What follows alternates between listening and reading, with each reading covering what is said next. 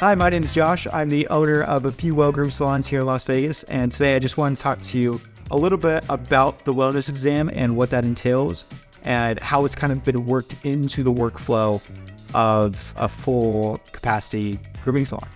So here you can see that the wellness exam is split up into 4 different sections. The first section being behavioral. Now this is a very quick interview that should be done at drop-off with the pet parent, and all it's looking for is we're just looking for any kind of behavioral aspects of the dog that we're noticing at home that we as groomers should be aware of. For example, high anxiety, high aggressiveness, anything like that we should know about.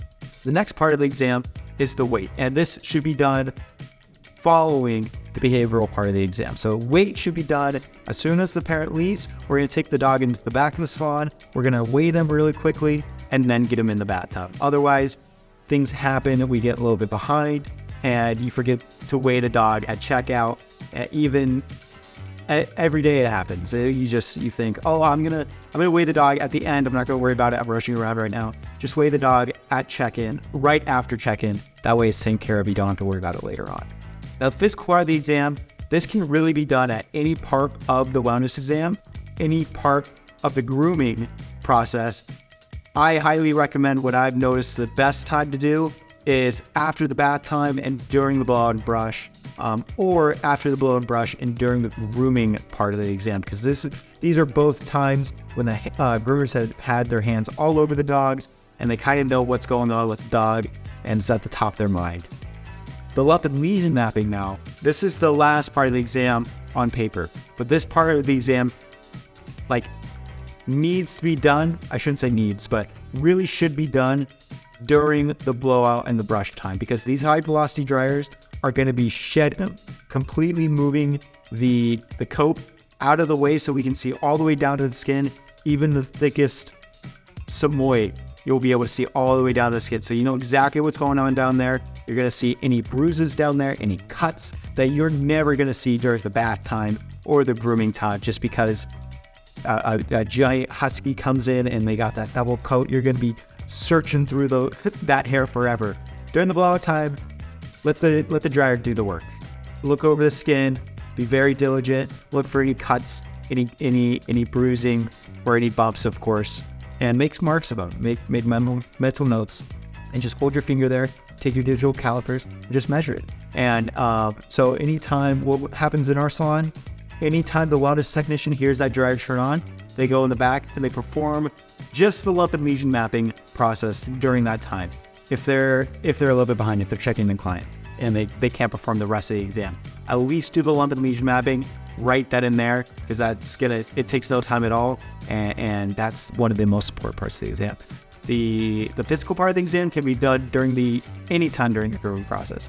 Lump and lesion needs to be done during the blow and brush time.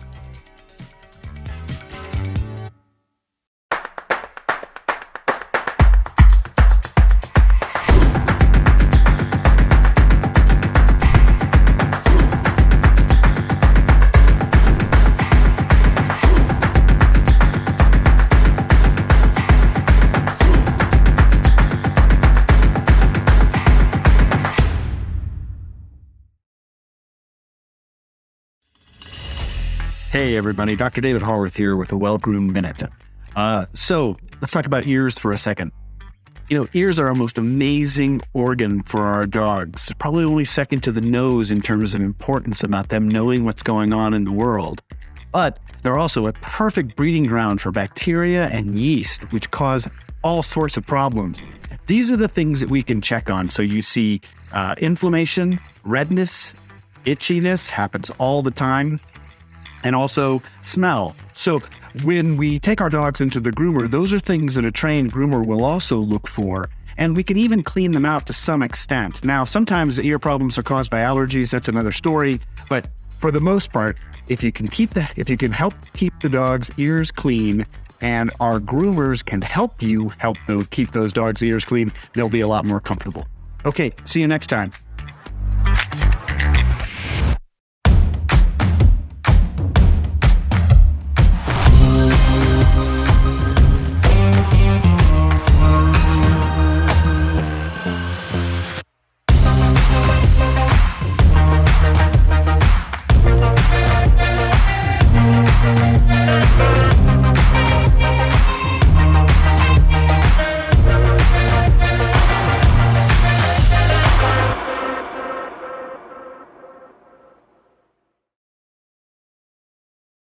Did you know that you can actually help protect your pet from developing cancer by leaving their fur just a little bit longer?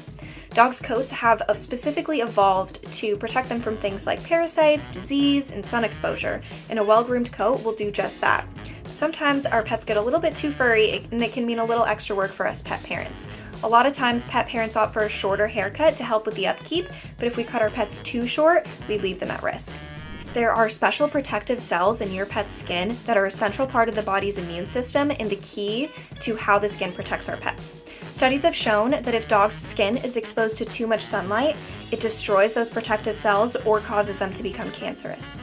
This means if we keep our pet's fur just a little bit longer, instead of opting for easy maintenance shave downs, we can help protect them from developing cancer or other related conditions. So how short is too short? This varies by breed and coat type, so be sure to speak to your groomer for haircut recommendations that will keep your pet protected.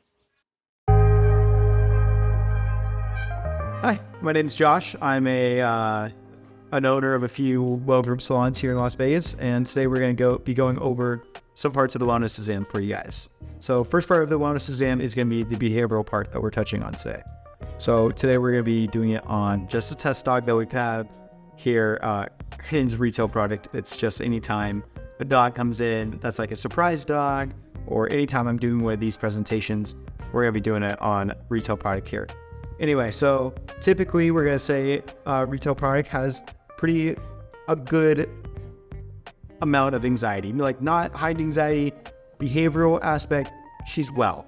If you see in the past here, couple last times I've been doing this, she's had high anxiety, but today we're going to assume that she's well. So first thing that we're going to do is we're going to talk to the pet parent and we're going to ask about the behavior at home for retail product. Is she acting up or unruly? Does she have any kind of heightened aggressiveness, heightened anxiety at home? Has she developed any new tendencies, like, for example, nipping, biting, chewing on furniture? Anything that we should know about that we should address? And then the last bit, how's her mobility? How is she in the morning, getting up in the morning? How is she when she stretches? Do we notice any kind of limp in her walk? Does she have any kind of, overall, how is her mobility? Do we notice stiffness? Those kind of things. Mom goes, no, she's pretty all right. Then great, we're just going to hit well and move on. Misclick there, but we're going to go ahead and hit well and move on. If we do notice anything, for example, let's say that she does still have some high anxiety, we're going to go ahead and press save. That way we know every time that retail product comes in, we should take a little bit extra time during the blowout process, during the bath time, during the whole process, because she's prone to high anxiety. We don't want to stress her out too much or anything like that. And then as you see here, a product comes up for a recommendation for retail product. This is Prospect Farms. They're calming drops. And that is something that we can send out to the pet parent via text message. If we hit this promote button here, it will send a link out with the text just saying, hey, because retail product has this kind of high anxiety, we should consider buying this today. If they do want to buy it, we'll just hit the shopping cart, and then we'll go ahead and scroll up and save it to the cart, and that will be added onto retail products grooming appointment for the day. But then that's it. That's basically all there is to behavioral part of the wellness exam. It's a very quick interview with the pet parent, and it's really just getting an idea of how the dog's attitude is at home and how the dog's mobility challenges are at home.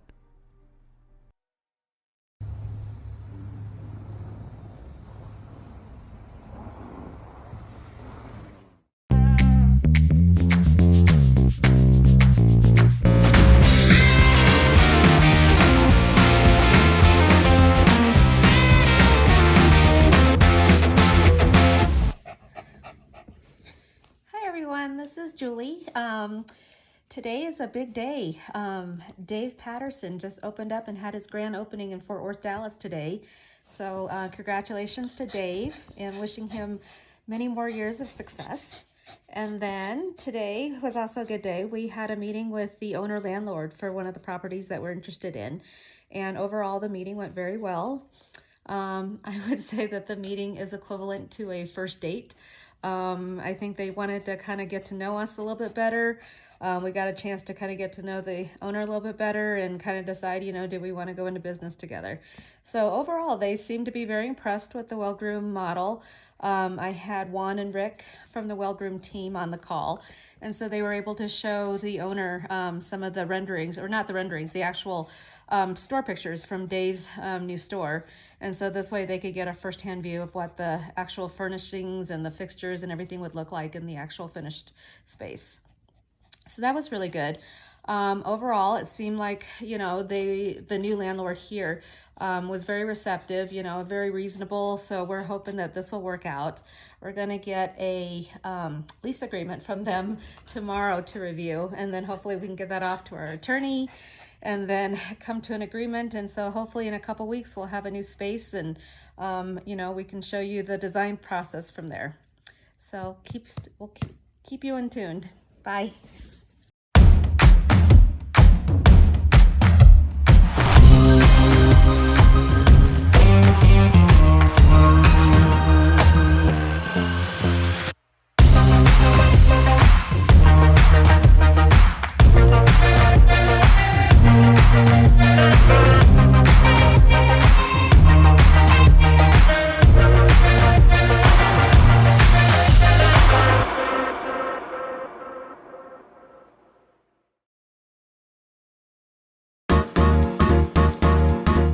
I really like a mix between traditional and Asian fusion style grooming.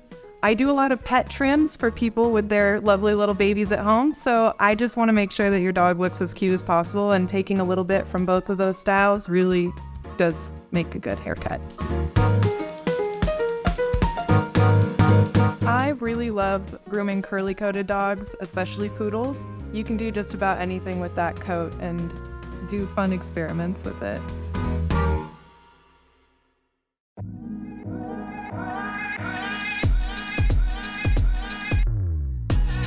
Hi, my name is Claire Wiley. I am the Executive Director of the AKC DNA program. I have been in this position for about 8 months, but I've been involved in breeding, showing, grooming, and the veterinary medicine aspects of dogs basically my entire life. So I'm a second generation breeder of merit of Portuguese water dogs, like Koi here is one of my breeding from generations. So I grew up at dog shows and grooming and training and all of those things. The AKC DNA program has been around for almost 25 years, and our mission is really to protect the AKC registry. So our AKC DNA program provides each dog with a unique identification. So it's a set of genetic markers that is unique to that dog, almost like a fingerprint. We then put that into our database, and it checks that fingerprint against all the other dogs within our database to verify parentage.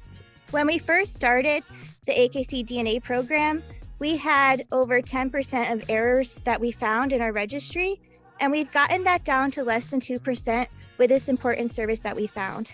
Sometimes there can be accidental breedings that the breeders aren't even aware of, so it really ensures that the puppy that people are purchasing from their AKC breeders are actually of the pedigree that they think it is.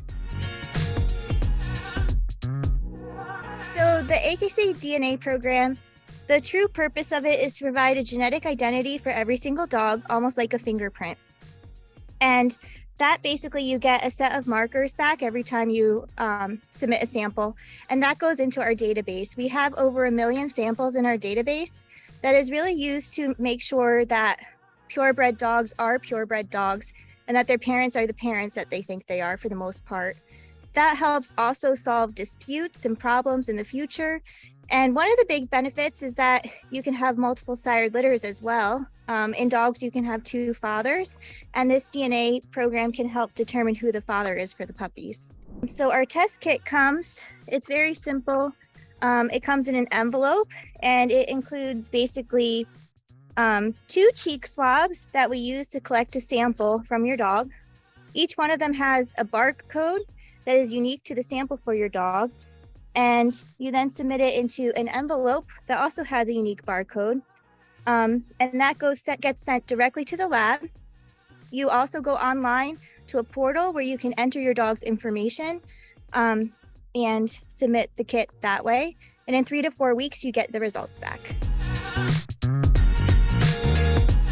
AKC DNA kit cannot be used to determine a breed identity. There are a few kits on the market that suggest they can do that, but they're almost kind of like, think of it almost like 23andMe and Ancestry.com. They can give you kind of an idea of a breed, but it's more for entertainment purposes. Bottom line, the only thing that can tell you if your dog is purebred is the AKC pedigree that we have that goes back generations. So there are just some scientific reasons why it can be really difficult to determine a breed from DNA testing. And that's partially why you hear these stories that twins submit their DNA to 23andMe and get different results and things like that. So the AKC DNA test is not for determining the specific breed. It's to determine the genetic identity of your dog. That goes into the database that checks it against parentage, and therefore it's verifying your breed through the pedigree and the AKC registry that has been around for hundreds of years and evolves with our dogs over time. Oh, first you want to make sure that your dog has not eaten in 30 minutes to an hour because that can affect the result. Then you can take your cheek swab from its packaging. I like to have a dog on a grooming table or in a noose like Koi is for us today. It just gives you a bit more control. It's eye level, but you can also do it in any way. And then all you have to do, the goal of collecting a cheek swab is to get cells from the cheek lining. It's not saliva. So you just want to get it in this cheek pouch, kind of in between. So you can just insert it and you want to roll it around for 30 seconds to a minute, or 10 to 15 seconds. You can go as long as you want if they let you, just to get some cells on your cheek swab. And then you take it out, you want to let it dry for a little bit, and then you can put it back into the packaging. And then you repeat with the second one. And you just put it right back into the packaging it came out of, and you can leave it open so it has room to breathe. You fill out the dog's information on the sleeve, and you put the cheek swabs into this sleeve for submission, seal it, sign the back, and then we give you an envelope that's pre-addressed that you can put the sleeve into and mail back to the lab. You do have to make sure you include a stamp. You mail it to the lab, but you also need to make sure you go to dna.akc.org to activate the kit online for that individual dog. The biggest limitation to this test is that, like, let's say you want to double check the parentage of your dog. Like, you buy a dog from a breeder and you want to double check that your dog is who your breeders say it is. The biggest limitation is that the dog's parents have to be in our database for it to actually check back to those dogs and make sure that they are the parents of that dog. So if the breeders did not submit a sample for their dogs, then it won't actually check back because it's all based on the database. The AKC does have certain requirements for when you should submit a sample. And that's basically for frequently used sires. So if a male stud dog has 3 or more puppies, 3 or more litters in a year, or 6 or more in a lifetime, then the AKC requires that they have DNA on file. It's also required for frozen semen litters and foreign imports. There are also certain clubs that do recommend that all breeding stock get their AKC DNA performed. So Portuguese water dogs, for example, we recommend it on everyone.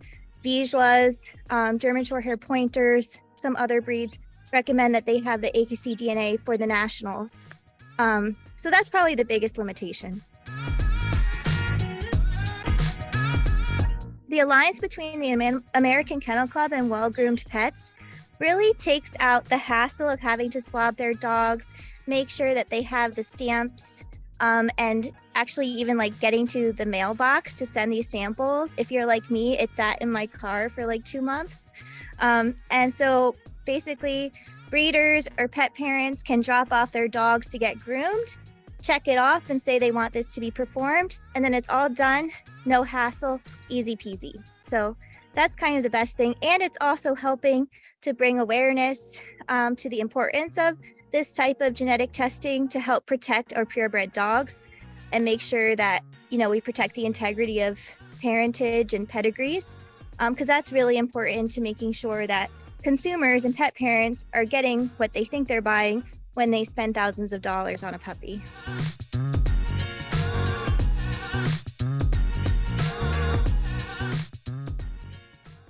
Hey everybody, it's Dr. David Haworth for another Well-Groomed Minute.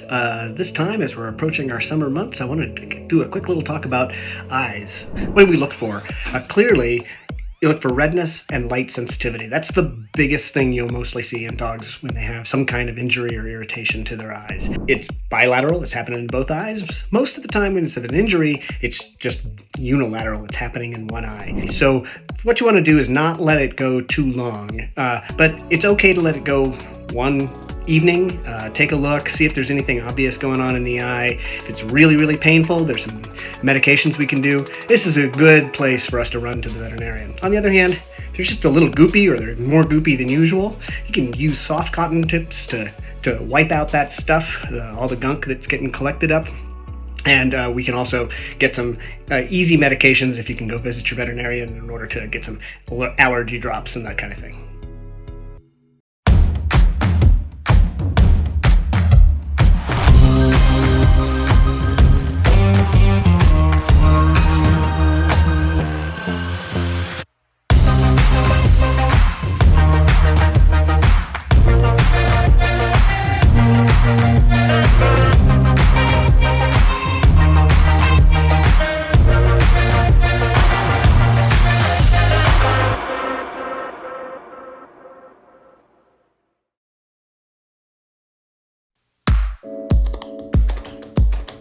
It's Mike Hill. I'm the CEO of the Well-Groomed Franchise System, and I wanted to take a quick second to talk to you about the market opportunity, and not so much the opportunity to own a well-groomed pet salon. We have a great opportunity there, but I wanted to talk to you about the pet industry. And if you're here, it's probably because you're seeing a lot more dogs out there, and your friends are maybe getting a little bit crazy, dressing them up or doing some creative grooming. And what you're seeing is people are spending a lot more money. Let me try to put a fine point on that and help you think through that. So it took about 50 years for 77 million dogs to end up in US households. Then COVID hit. And when COVID hit, we had this massive adoption of animals, right? So everybody started adopting dogs. As a matter of fact, we went from 77 million to over 90 million dogs living in US households. And that happened in about an 18-month window. It's crazy adoption. Rescues and shelters were emptied. Breeders went crazy. Everything was on backlog. But people were home, and so they had these animals. They wanted to care for these animals. Well, simultaneously, health departments around the country were making the determination on whether or not the grooming salons in their county would be considered essential or non-essential. And remember, that was a county-by-county decision. Well, many of them were determined to be non-essential. I'm in California, and in Orange County, they were non-essential. But in Alameda County, which was Northern California, or is Northern California, it's the largest county in Northern California, it was determined to be essential, so they left them open. But a lot of the independents couldn't survive that slowdown, that basically that shutdown of their business, so we lost some supply.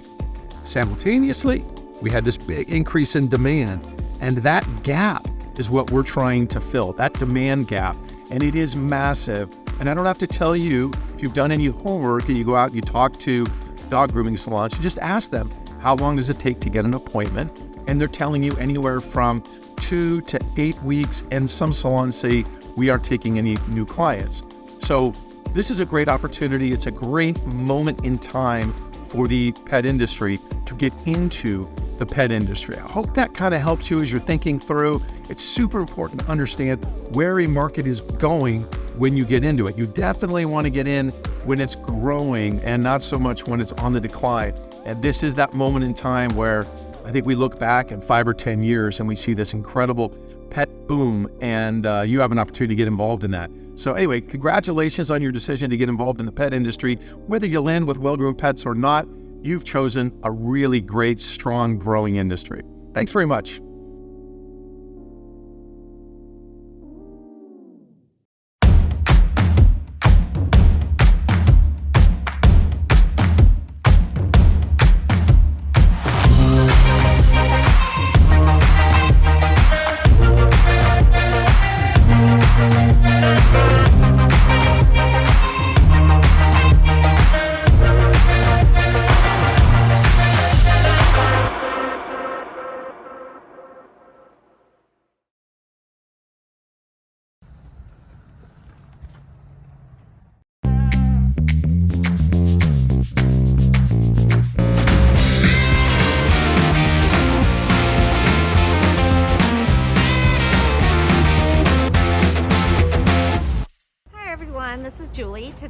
12/22/22, and today is a big day.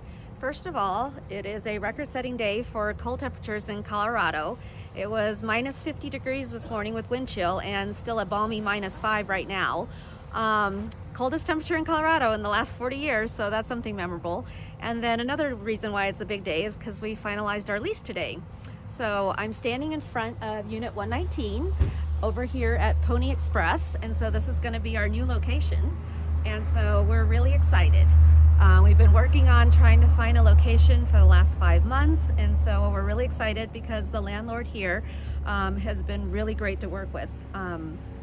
We did talk with our attorney to get some feedback on the lease, and he mentioned this is one of the most tenant-friendly leases that he's ever seen here in Colorado. So I think we're in good hands, and we're really looking forward to that. One of the things we did this morning is that we did have an independent inspection done. One of the reasons we did that was because the lease, they were pretty adamant that we take the space as is. So we just wanted to make sure that there were no unknown factors that could impact us at a later date. One of the things if you're getting an inspection is that we've had that done for a few other properties that we looked at in the past, in that if you do a sewer scope, it's often a separate add-on from the main inspection. But everything came out really clear. They said the property is in really good condition. So we are now finalized. The lease is signed, and we've got the keys to the space. And so the next stage that we have right now is working on the permits. So we've got Well Groomed kind of drafting the plans. We're fine-tuning that piece, and then we're hoping to get that off to the city of Parker so we can get approval and then get some bids in for general contractors and then keep this process moving. So I will keep you guys in the loop. Thanks.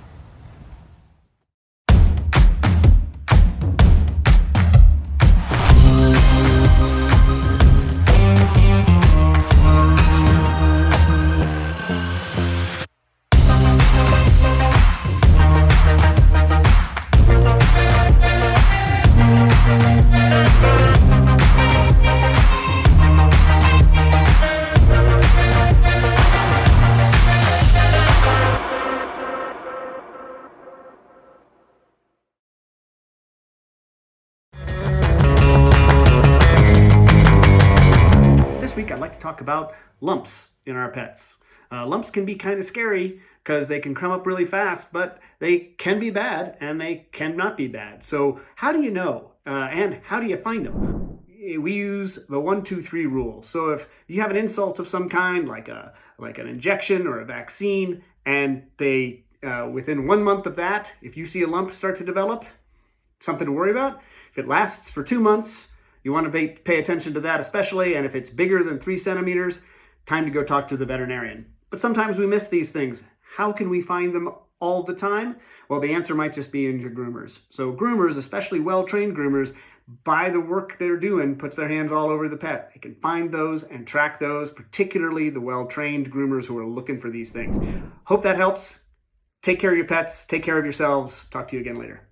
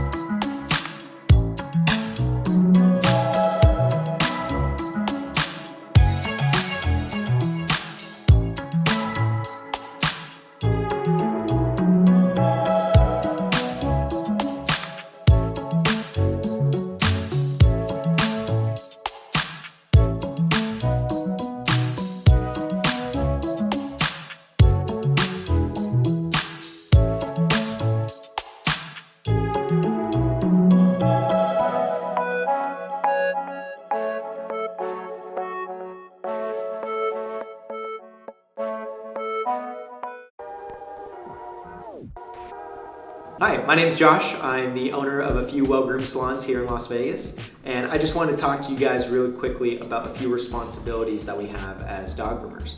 Because the truth is, we're going to see your dog more than anyone else in the world is going to see your dog. Now, most pet parents will go to a veterinarian about once a year, and you'll go see a groomer about every 6 to 8 weeks. Now, as groomers, we have a responsibility to let you know about things that we notice, because we're going to notice a lot more than you are. We're going to have our hands in places that you'll never touch. And so we'll notice, little bumps, little cuts, little rashes, little bruises, things like that on the skin, in the coat. And we have a responsibility to let parents know about these things. Little spikes, growth isn't growing. It's just a little dormant bump, because that's something to know. If it's growing, that's something you should go to see a veterinarian immediately.